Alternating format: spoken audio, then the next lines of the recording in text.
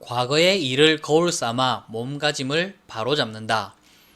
예로부터 군주 스스로 자신의 안전을 지키는 자는 매우 적었소. 이것은 모두 그들이 부귀한 환경 속에서 성장하여 사치스럽고 음탕한 것을 좋아하고 대부분 군자를 가까이하고 소인을 멀리하는 이유를 알지 못했기 때문이요. 나는 자식들이 이전 사람들의 언행을 알게 하여 이것을 자신들의 행동 규범으로 삼기를 바라오. 라고 이야기를 했습니다. 그러면서 자고 제후왕 선왕록을 나누어 주면서 여러 제후에게 너희 자석 우측에 놓고 입신처세의 원칙으로 삼도록 해야 한다 라는 이야기를 덧붙였습니다. 자, 여기서 우리의 행동은 무엇에 비추어 거울을 삼아서 몸가짐을 바로 잡아야 된다 라는 이야기를 확인할 수 있습니다.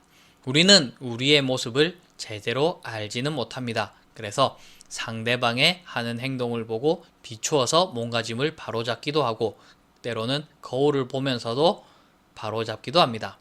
그런데 여기서는 책을 통해서 몸가짐을 바로잡는다라고 했습니다. 그래서 이것을 책을 통해서 옛것을 배워라 라는 이야기로 바꿀 수도 있을 것 같습니다.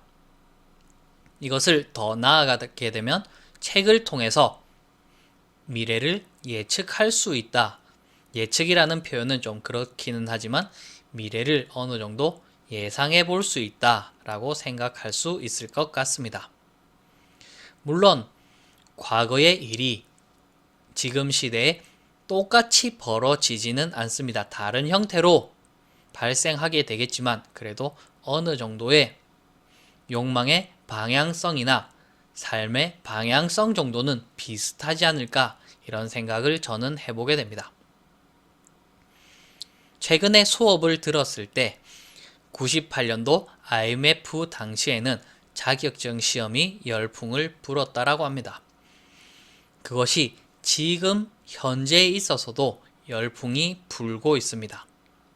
그 이유는 지금 주식, 코인, 부동산 같은 것들이 전부 다 하락 추세에 있고 금리가 상승하게 되면서 대출금을 갚기가 까다로워지고 그 다음에 소비자 물가지수도 올라가면서 삶이 점점 팍팍해져 갔기 때문에 그런 영향이 있을 것이라고 생각합니다. 그러나 반대로 공무원 수는 오히려 공무원을 준비하는 사람은 줄고 있는 것은 이제 60세 시대가 아닌 100세 시대로 가면서 결국은 내가 군주로 기능해야 된다는 것을 어느 정도는 어렴풋이 느끼고 있는 것이 아닌가 이런 생각을 해보게 됩니다. 그러면 우리는 이제 무엇을 해야 하느냐? 98년도 IMF가 벗어나고 난 뒤에는 2000년, 2001년 우리가 기억하시는 분들도 있겠습니다만 바이코리아라고 해서 주식이 호황인 시절이 돌아오게 되었습니다. 그러므로 불황일 때는 호황을 대비하고 호황일 때는 불황을 대비해야 됩니다. 지금 상태는 불황인 상태이지만 우리는 무엇을 준비해야 된다?